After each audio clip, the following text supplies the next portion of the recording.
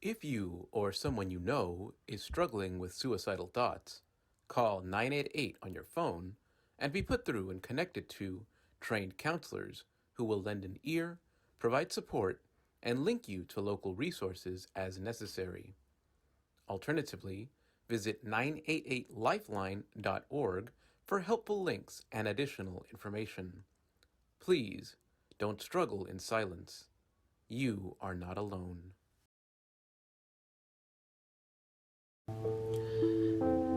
Hello, and welcome back to the channel. More specifically, welcome to this next installment of Outside the Frame, Episodic versus Vignette style storytelling. I'm the voice in your ear, Ms. Zuri98. Before we begin, I'd like to preface this by stating that this is merely an opinionated comparison, highlighting and critiquing some of the differences between each style, and why I lean towards episodic over vignette. Let's get started. If you've been an observer of the fan edits uploaded to this channel, particularly the more recent ones, you've likely noticed that each episode is, more or less, part of a greater interconnected work tied together loosely by an overarching narrative, theme, or plot. This style of storytelling is known as episodic. As old of an idea as television itself, episodic storytelling serves as a way to build dynamic characters and settings, explore themes, and stretch out plots over the course of several episodes or seasons. A hit television series like Game of Thrones does this exceptionally well, using some of the first episodes to establish characters, build the world they inhabit, and plant plot points that will develop over the course of the rest of the season, and some even into the next. On the other hand, you have vignette-style storytelling. Largely lacking the overarching narrative and plot of the episodic, vignette-style storytelling centers more around telling short and condensed tales where the main plot or idea, whether resolved or not, remains self-contained within the vignette. One of my favorite sitcoms of all time, Married with Children, operates in this manner. On many occasions, the main character, Al Bundy, can be seen at the end of an episode, heavily bandaged after having suffered some sort of accident. Played for laughs, of course.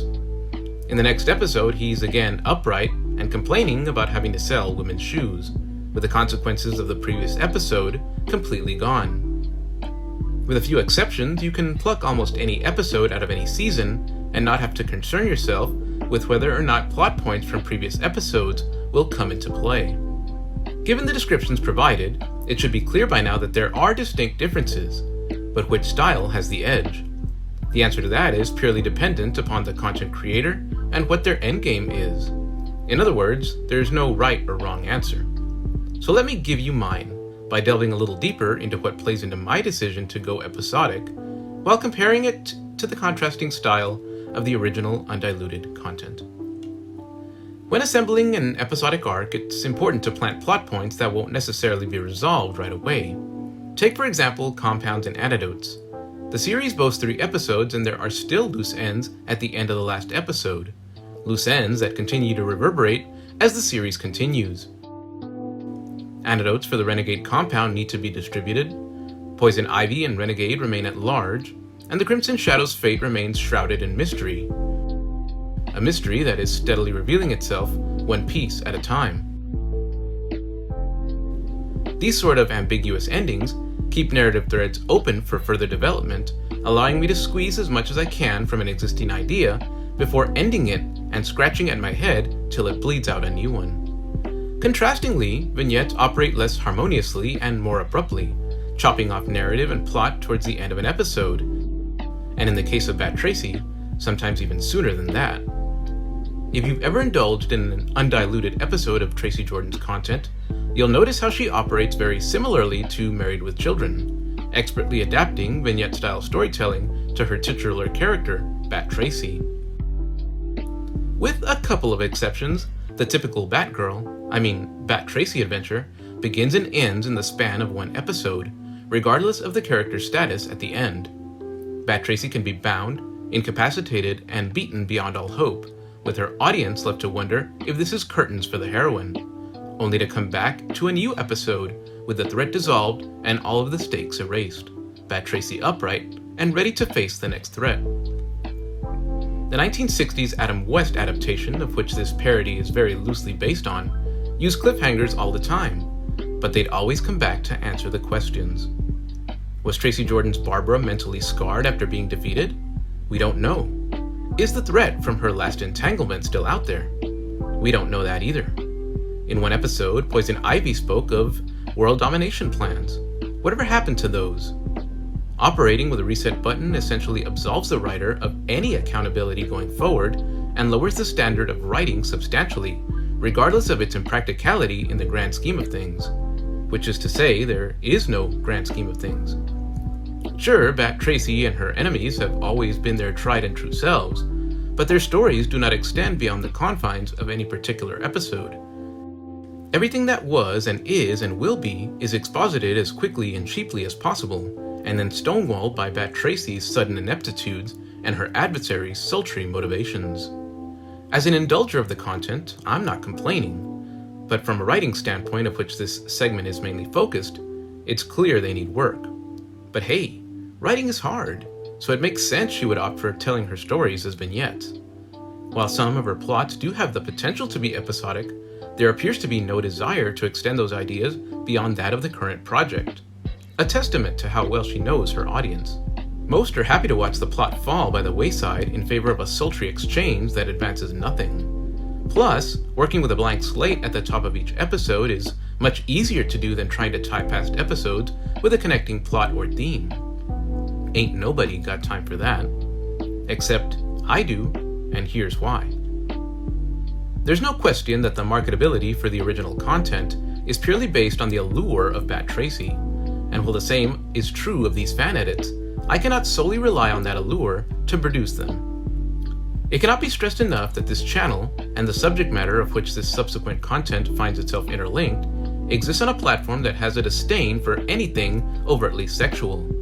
And since these aren't female rap videos, it is of the utmost importance to work within the boundaries of the platform. Using an episodic approach has, so far, proven to be a great way to balance the risky with the not so risky. Batgirl getting knocked out, Batgirl getting tied up, Batgirl getting tortured, risky. Computer interfaces, Gotham news segments, tracking shots, clothed characters doing mundane things, not risky. In a previous segment, I discussed the pillars of storytelling as related to these edits. Mediums such as news segments, newspaper articles, text messages, audible narration, and computer interfaces serve as great drivers from which to develop characters, lay down plot threads, and introduce new concepts, and as long as you've got the time, they don't cost a thing. These segments are virtually harmless in the eyes of the platform and can make up a good percent of any given edit. Used as spacers between the more sensually charged, and you've got a relatively balanced edit that harmoniously works to appeal to Tracy Jordan's audience while also casting a thin veil over the nature of the original content. I like to call this fabricating integrity. Embracing the challenge that is the episodic format means embracing a more grounded and organically grown story that unravels slowly as it works to expound upon the scanty context regularly given in a Bat Tracy episode. In the Tracyverse, characters often arrive at conclusions by way of scanty evidence, generally verbalized in a throwaway line of dialogue, so as to arrive at the sensually seductive more quickly. For example, how did Bat Tracy find the villain's hideout in this episode? Let's have a listen. I would say I'm definitely at the right place. My bat senses are tingling something fierce. And all the clues and all my good detective work have led me right to this place. In one throwaway line of dialogue, an episode's worth of build-up is Thanos snapped out of existence. Would it have been nice to see who she had to go through or what sort of investigative work was required to arrive at this point? I think so. But because she has to take a penis to the mouth soon, we don't have time to waste.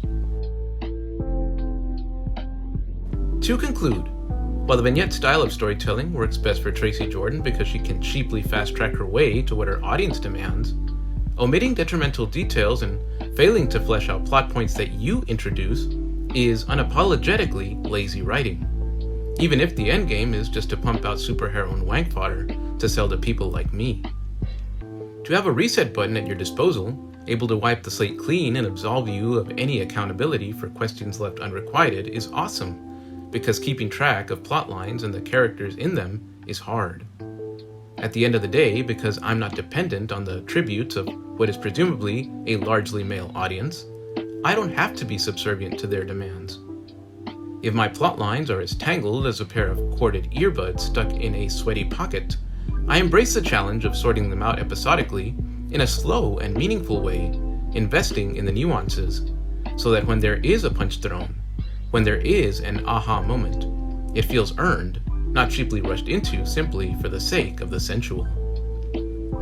If you've made it this far, thanks for listening. It is truly appreciated. Just to reiterate, this is merely an opinionated observational comparison. Please take me with a grain of salt.